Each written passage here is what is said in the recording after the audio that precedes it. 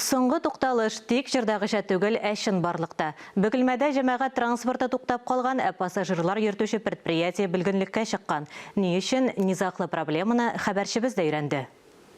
В городе ни одного автобуса не осталось. Все здесь. Бөгелмәдәге бердән-бер автопаркта моңсу күренеш. Ул металл ватыкларын эшкәртү заводына охшап калган. Иске ватык автобуслар байтак биредә.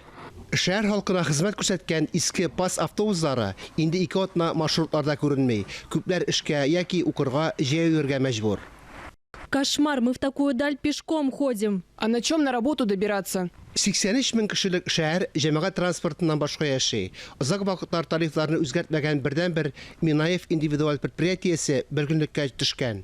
18 автобустан торган автопарк белән күзәтчелек ведомствосы да кызыксынган.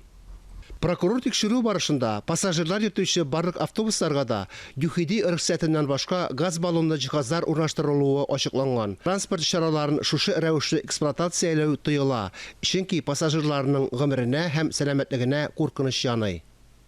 Нәтиҗәдә Бөгелмә районы башкарма комитеты транспорт оешмасы белән килешүне вакытыннан алда өзгән.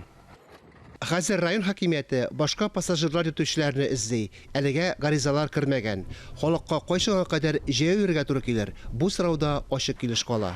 Фәнис Мөхәммәтов, Айнур Вәлиәхмәтов, Татарстан яңалыклары, Бөгелмә шәһәре.